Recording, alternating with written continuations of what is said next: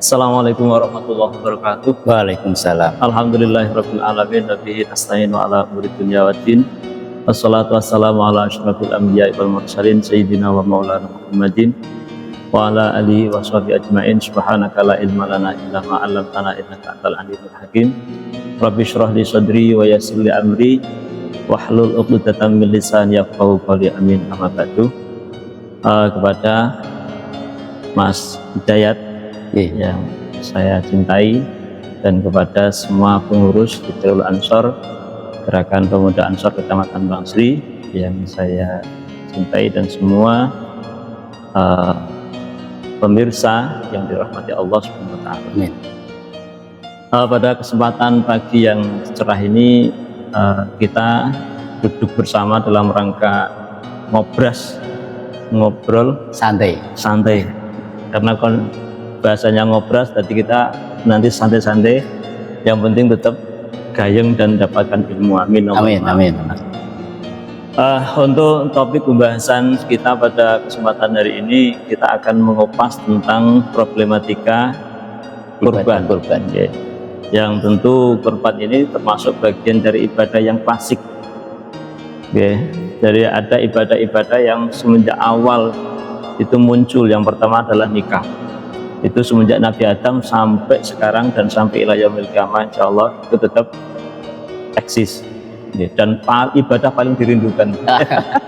Ibadah paling dirindukan dan paling yang abadi di muka bumi. Kalau sudah nikah, tidak boleh nikah lagi. Boleh. Asal ada yang mau dan ada yang boleh. Yang kedua itu adalah ibadah kurban. Kalau kita pahami di Al-Quran itu ada ayat itu watul alaihim naba abnai adam bil haqq id qarraba qurbana fatuqbila min ahadima wa lam taqabbal minal akhar. Di ayat itu menceritakan satu kejadian antara kedua putranya Nabi Adam, yaitu Qabil dan Habil. Di situ Qabil dan Habil ini ada perselisihan terkait dengan calon istri. Kemudian diminta untuk melakukan persembahan yang kita sebut dengan istilah kurban ini. Akhirnya Qabil ini kurban karena dianya itu petani, sehingga kurban buah-buahan. Yang Habil ini peternak, sehingga dia kurbannya hewan, kambing pada waktu.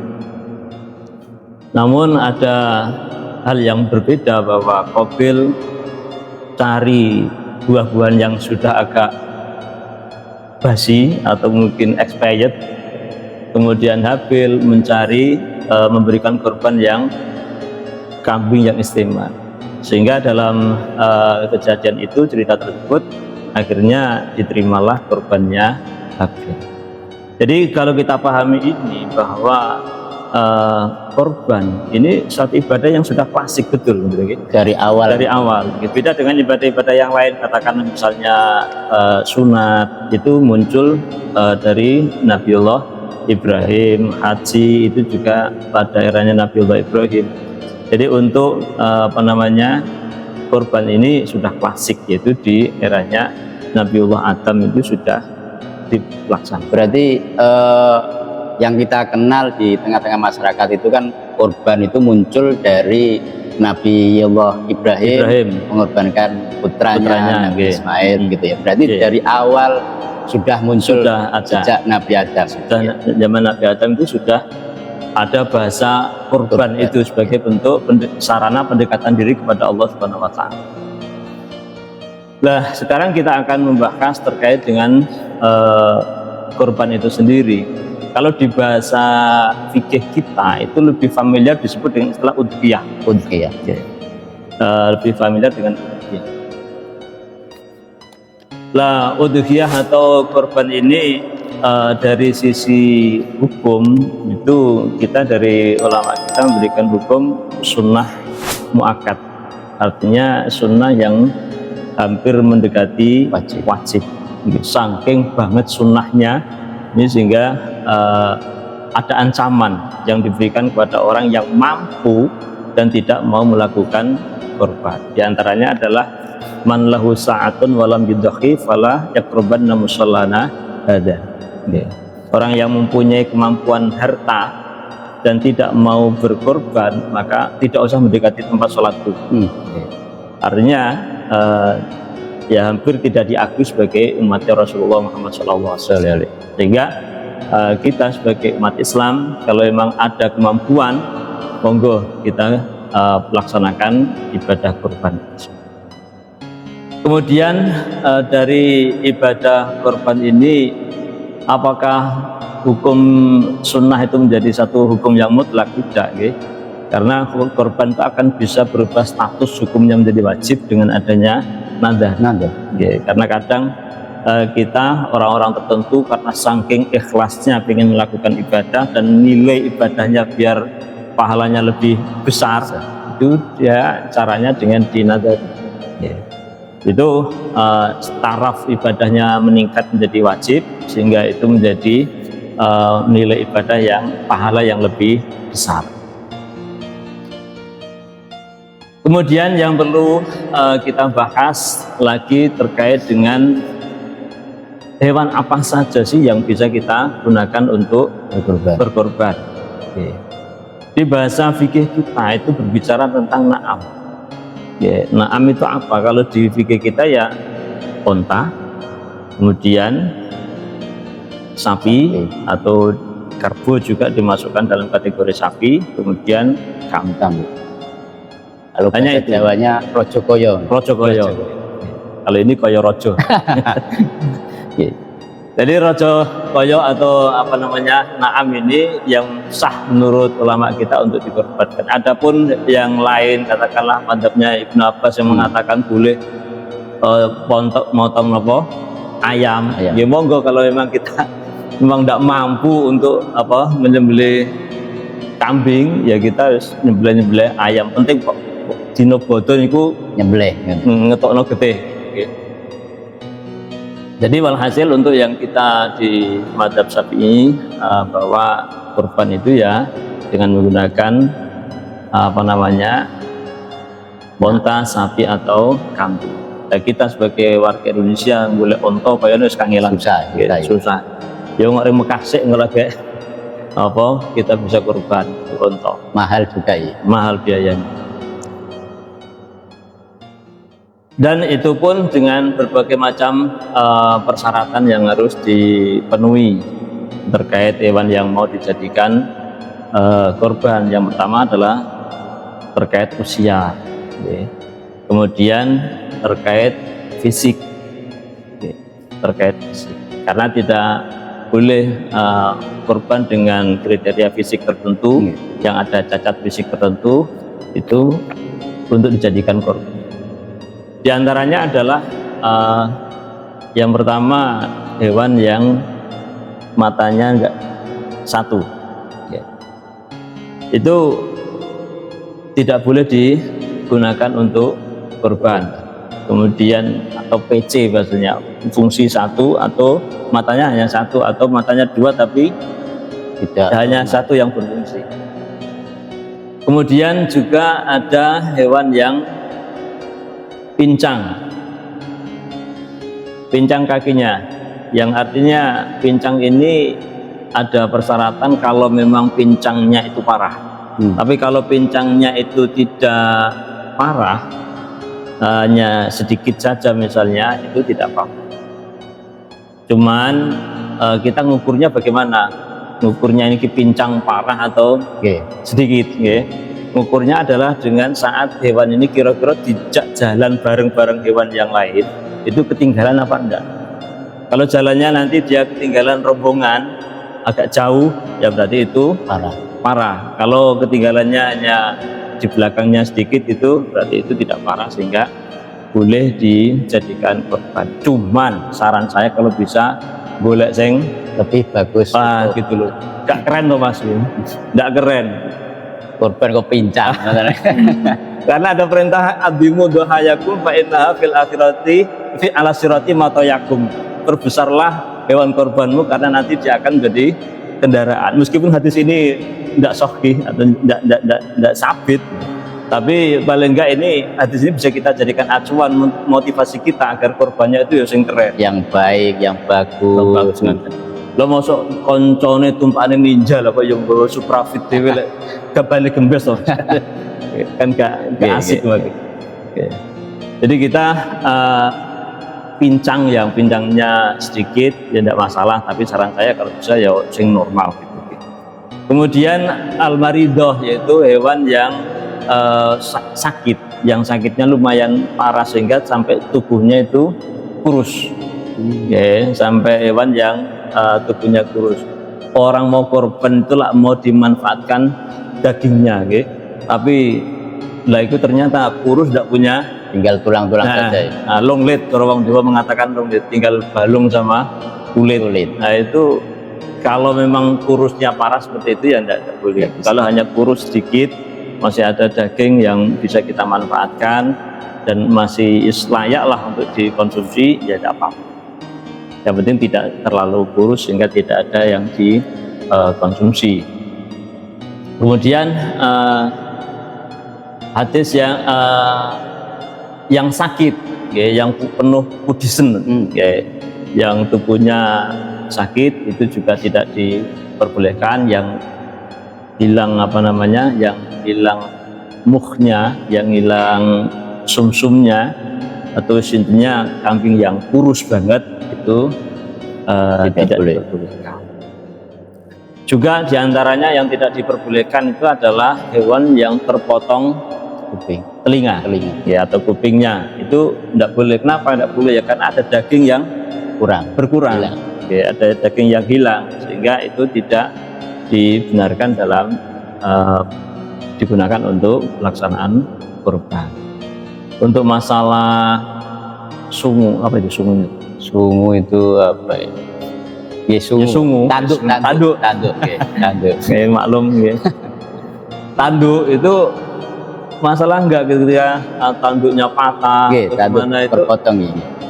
Kalau tanduk enggak masalah, bahkan tidak punya tanduk pun juga tidak masalah, karena itu tidak masuk wilayah yang dikonsumsi kita. Paling tanduk bilang buat digawe penutup sesuatu yang di daerah sana itu. Karena di sini kita hewan-hewan yang bertanduk atau yang tidak tanduk itu tidak ada masalah, tetap masih dihukumi sah untuk digunakan berkorban. Terus yang kita bahas di sini juga adalah terkait dengan masalah waktu pelaksanaan. Bahwa pelaksanaan kurban ini kita laksanakan pada setelah kita melakukan sholat Id sampai hari tanggal 13 atau disebut dengan hari Tasyrik. Itu waktu pelaksanaan. Makanya di syariat kita itu diterangkan di fikih kita bahwa kalau sholat Idul Fitri itu agak siangan sedikit, kalau sholat Idul Adha itu agak pagi. Kenapa ya? Kalau Idul Fitri agak siangan biar pembagian zakat itu clear. Terus kenapa Idul Adha itu agak pagian sedikit biar cepat-cepat mengeksekusi hewan korban itu. Jadi kita ada anjuran seperti itu. Ya kapan pelaksananya ya? Yang penting itu nanti setelah melakukan sholat Idul Adha di hari ke-10 bulan Dzulhijjah. Terus kemudian ada hal-hal yang perlu kita perhatikan terkait prosesi pelaksanaannya, yaitu saat kita menyembelih. Sebaiknya yang melakukan penyembelihan kurban itu ya mudhohi sendiri, orang yang berkurban. Jadi kalau misalnya saya yang berkorban, maka saya yang mengeksekusi. Terus kemudian Mas Dayat misalnya yang berkorban, maka Mas Dayat yang mengeksekusi. Anjurannya seperti itu. Cuman kadang orang itu ya satu bisa tidak punya peso, tapi tidak punya peso, atau kemudian bisa tapi tidak berani lihat darah. Kadang orang itu kayak roh getih ini wis wedi moplok.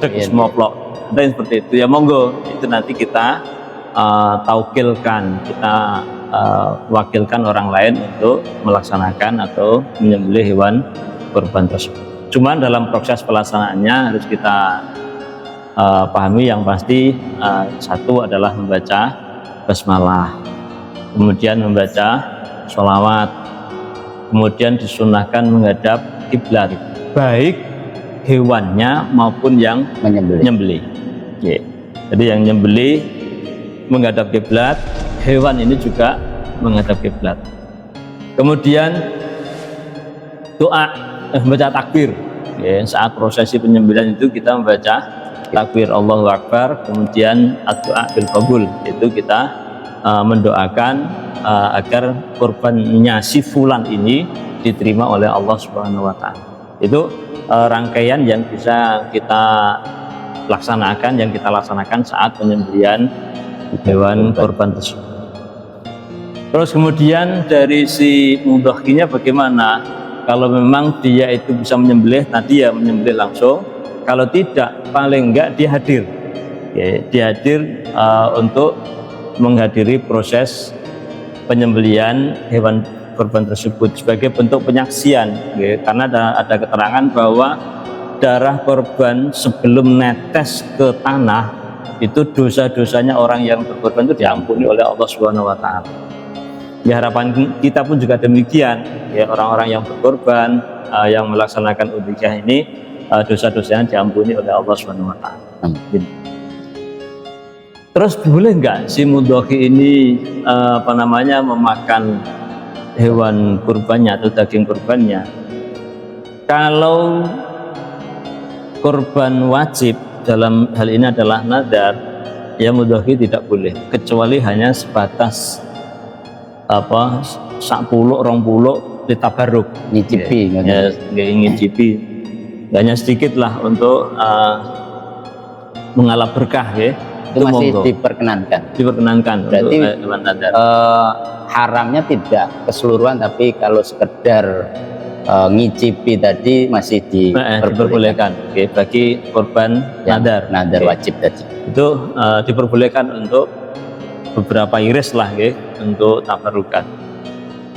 Kalau korban sunnah, ya monggo boleh mengambil, tapi maksimal sepertiga dari hewan korban. Kalau kita pahami yang ada itu kan sepertiga dikonsumsi dirinya dan keluarganya, kemudian sepertiganya disedekahkan, berarti kepada fakir miskin, yang sepertiga dihadiahkan, bebas ini fakir miskin maupun orang kaya. Jadi tapi kalau nadar wajib fakir miskin. Jadi kalau nadar itu bahasanya sedekah, kalau sedekah ya fakir miskin. Jadi kalau nadar itu 2/3-nya harus disedekah. Bukan semuanya 100%. Semuanya harus. Makanya nilai pahalanya lebih besar. Berkono dia loss. Dianya loss.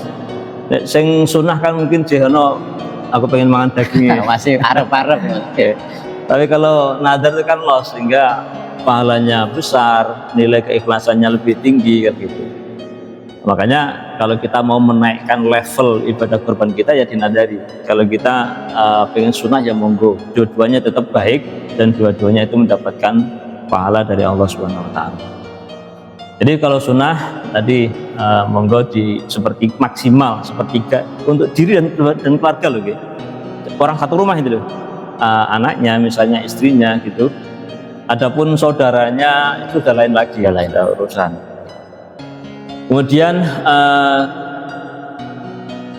untuk daging kurban itu tidak boleh dijual, entah daging, terus kulit, kepala atau apapun itu tidak boleh dijual. Yang tidak boleh siapa? Mudhahinya, orang yang berkorban. Misalnya saya bukan mudhahi, saya mustahik bahasa zakatnya. Saya menerima daging kurban karena terlalu banyaknya daging kurban di rumah saya, terus kemudian saya jual lagi. Ini tidak apa-apa. Itu mustahiknya. Karena saya sebagai penerima. Jadi yang tidak boleh menjual itu adalah mudhahi.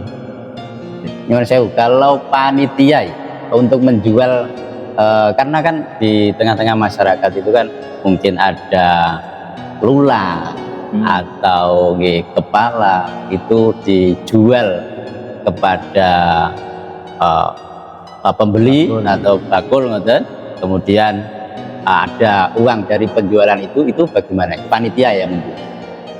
panitia yang dalam kapasitasnya sebagai wakil seumpama gitu, ya menjual juga tidak boleh karena dia adalah wakilnya mudhohi. Tapi kalau panitia itu kan juga mustahik. Ya, di satu sisi dia juga mustahik. Kalau memang dia menerima daging kurban itu bukan atas nama dia sebagai panitia, memang panitia tidak boleh, tapi dia atas nama dirinya sebagai mustahik mau menjual, ya monggo, itu hak mereka karena itu sudah menjadi miliknya dia. Tapi kalau dia kapasitasnya sebagai wakil terus kemudian dia menjual, maka itu tidak boleh karena itu termasuk tasarruf yang tidak diizini oleh mudhohi. Karena mudhohinya kan tetap iki daging korban jadi bagikan, tidak diperjualbelikan. Kalau seperti itu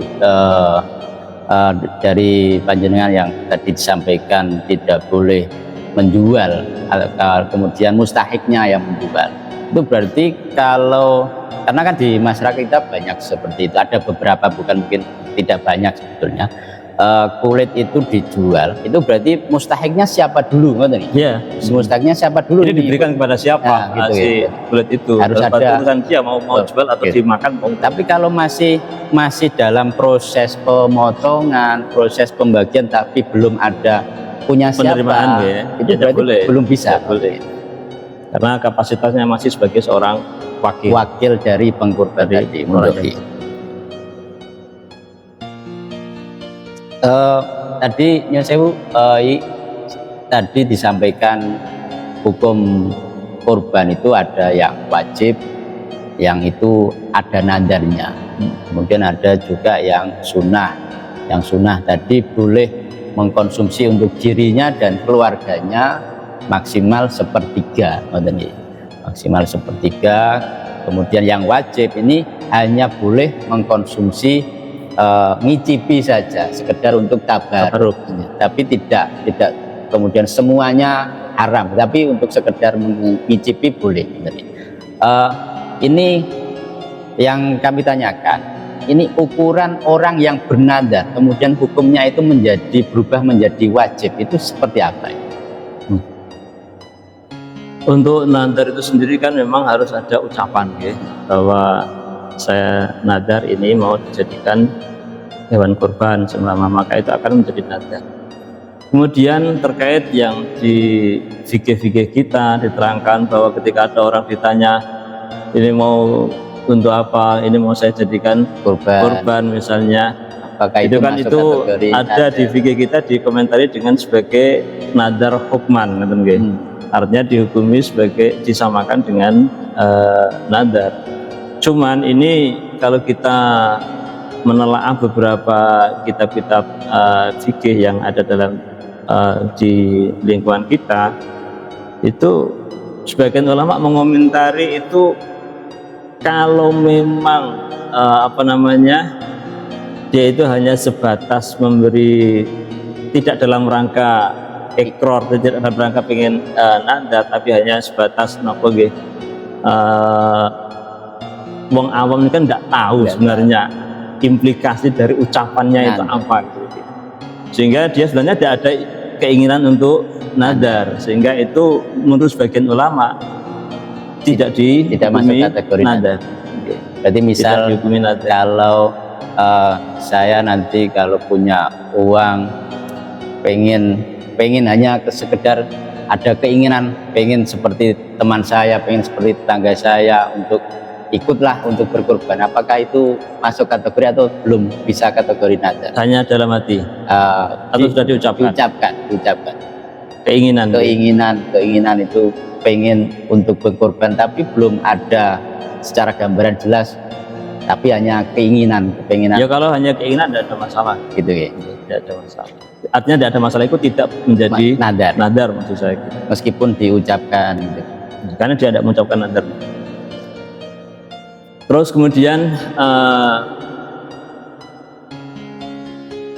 sunnahnya pembagiannya itu adalah mentah, ya, artinya daging yang diberikan kepada kepada masyarakat itu dibagikan dalam keadaan mentah mau diapakan monggo, mau di sate yo monggo, mau di rendang ya monggo, itu urusan dari penerima. Sehingga intinya yang kita sebagai mudhohi ini membaginya dalam keadaan mentah.